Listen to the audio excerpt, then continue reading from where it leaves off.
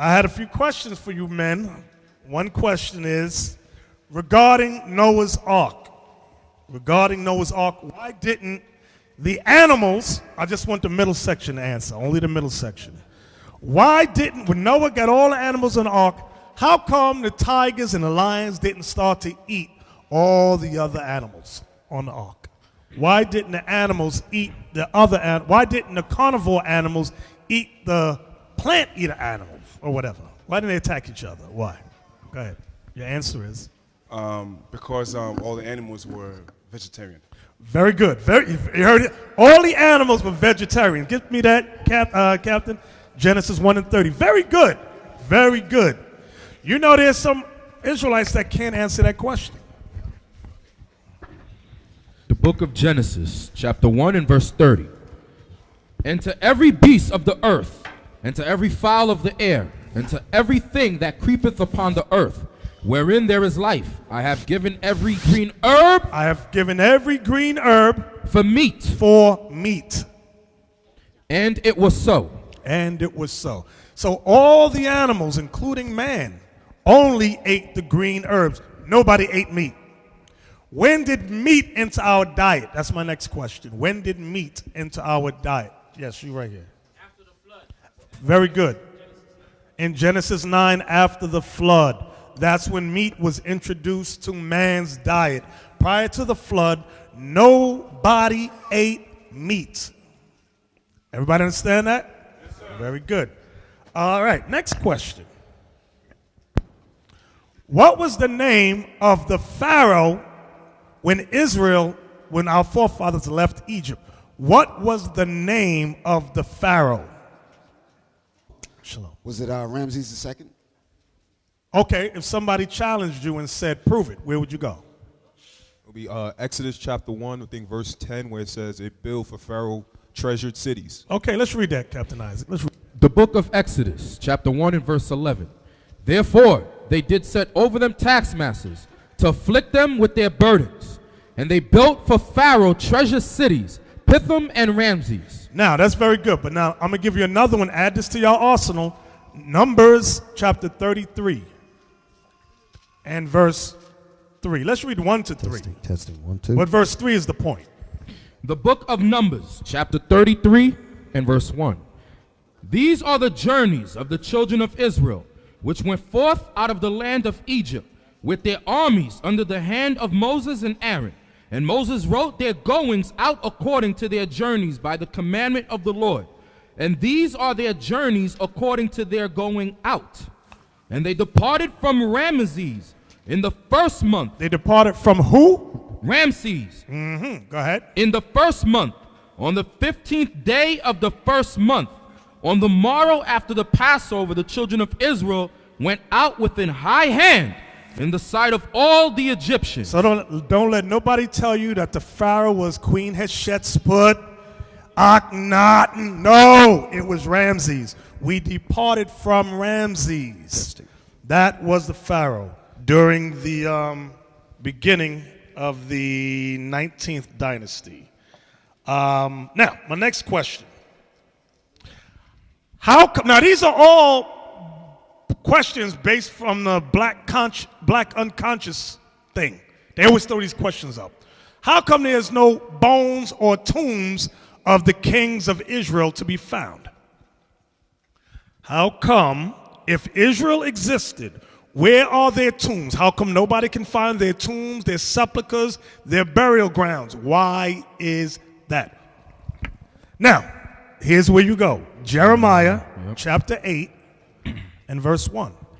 The book of Jeremiah chapter 8 and verse 1. At that time, saith the Lord, they shall bring out the bones of the kings of Judah, and the bones of his princes, and the bones of the priests, and the bones of the prophets, and the bones of the inhabitants of Jerusalem out of their graves. And they shall spread them before the sun and the moon, and all the host of heaven, whom they have loved, and whom they have served, and after whom they have walked, and whom they have sought, and whom they have worshipped. They shall not be gathered, nor be buried. They shall be for dung upon the face of the earth. So that's the proof that our burial ground, sepulchres, was destroyed. They went in, like Levi said, he was correct. They went in and invaded our tombs, took our bones out, because it was customary. When you look at many nations, when the kings of, not of just of Israel, of other kings died, what was it common to bury with them? Riches and things of that nature. So the Most High said, because Israel was wicked and we started worshiping the sun, the moon, and stars, he said, that's what your bones are going to be. Spread out before the sun, meaning our burial grounds will be destroyed. Now, this happened after the time of Christ. How do we know? When you go to Acts, get Acts chapter 2 and verse 29. The book of Acts, chapter 2 and verse 29. Men and brethren, let me freely speak unto you of the patriarch David, that he is both dead and buried, and his sepulchre is with us unto this day. So David's sepulchre, his graveyard, his tomb was there during the time of Peter and them. So Jeremiah's prophecy was later on. He said, listen, this is what's going to happen to y'all. That's why people, where's David's tomb? You ain't going to find it now. It's been disturbed, destroyed. Everybody understand that? Okay, next question. Next question. Who is the God-sent comforter? Who is the comforter? Who is the biblical, maybe I didn't word it right. Who's the biblical comforter? That's Christ. Okay, that sounds profound. Where would you go to prove? Isaiah 51:12. Oh, I like that. Give me that. Isaiah 51:12. I likes that. Isaiah 51 and verse 12. I, even I, am he that comforteth you. Who art thou, that thou shouldest be afraid of a man that shall die? Can you read the verse above it so we know what he's talking about? Verse 11.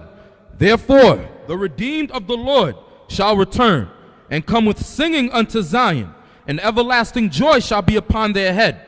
They shall obtain gladness and joy, and sorrow and mourning shall flee away. I, even I, am he that comforteth you. So it's the Lord that is the comforter. Now, when you go back to John 14, where Archangel taken us, this is the chapter where the unlearned, and not just Israelites, because you get Muslims that use John 14:2 to say the comforter is that, what's that dude camel jockey's name? Muhammad. They say Muhammad is the comforter. When you go to John 14, is it I'm not looking at it. Somebody, is it verse 18? 18, read 18 for me. John chapter 14 and verse 18. I will not leave you comfortless. I will come to you. You stressed the wrong word. Stress the correct word, Isaac. I will not leave you comfortless. I will come to you. So who is the I, brothers? Christ. That's the Lord that Isaiah 51 was making reference to. So the Lord is the comforter. So you got Isaiah 51:12. Now before you go to Isaiah 51:12, cut them right here in the very chapter. Don't leave the chapter. Stay right there. Go to verse 18. That cuts them. Then you go to Isaiah 51:12. Then you go to Romans 15:4. Let's go there. The book of Romans, chapter 15 and verse 4. For whatsoever things were written aforetime were written for our learning, that we through patience and comfort of the scriptures might have hope. Very good, very good. Next question. Somebody says God only deals with their camp. If you're not in their camp, it's not of the Lord. Where would you go to destroy that stupidity? You hear that stupidity? Now that is some stupid and evil talk. Remember my question. You have certain people, certain camps that say if you are not in their camp, you're not the elect, God is not dealing with you. You can use Revelations 2, how he goes into the 7 churches. There were some churches that were doing evil, and he was still dealing with them. Very good. That's good. I like that, but there's another one that gets right to the point. Give me Luke 9. Mark 9. Give me Mark 9. 38 to 41. Mark chapter 9, 38 to 41. So what Jonah said is absolutely correct, is good. Revelation 2. Let's read that. Mark 9, 38.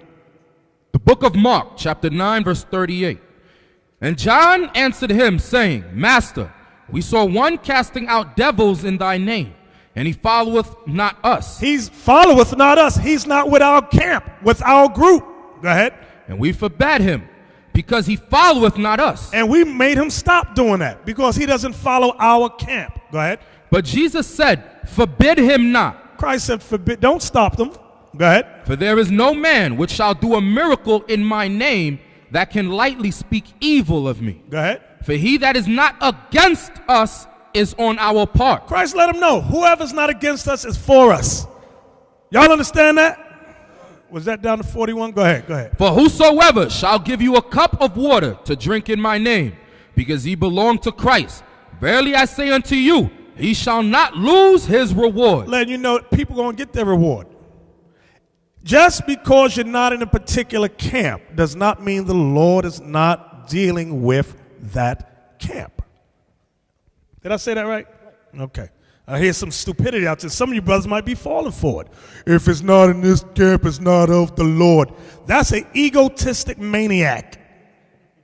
Somebody that wants to frighten you to join them. Go ahead, speak. That is exactly what it is, an egotistical maniac, a paranoid, schizophrenic type of person, afraid that he's going to lose members, and he try to use fear tactics and all types of foolishness to get brothers to join him. That's crazy. Exactly. Next question, next and last question. There are many documentaries out there that says the Ark of the Covenant is in Ethiopia. Ethiopians are saying, yes, we have the Ark of the Covenant, but it's secret. We cannot allow you to see it. Is that right or wrong? 2 Maccabees 2, 4, and 7. Let's get that.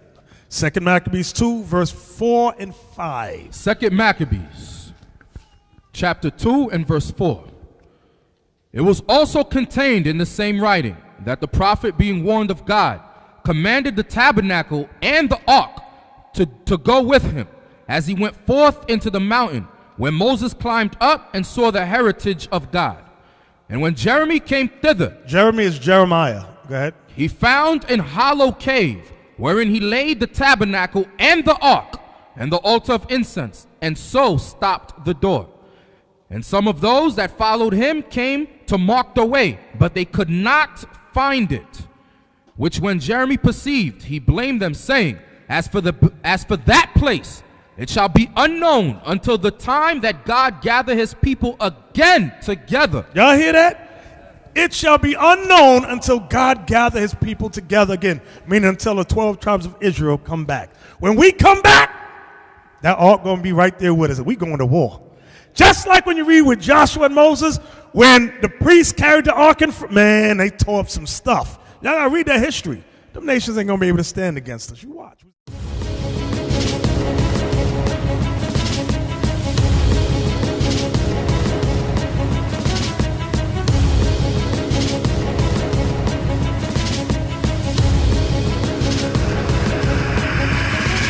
Shalom, Israel. I'm Elder Nathaniel of Israel United in Christ. YouTube likes to shut our channels down, as some of you have noticed, ever so often. Subscribing to join IUIC will assure you will always stay connected to our YouTube accounts. We want to do our best to make sure this truth gets out. Please click and join our subscriber YouTube channel called Join IUIC to stay linked to all of our videos. So again, please make sure you subscribe to this and join IUIC channel to get your latest updates from all our YouTube channels. Shalom.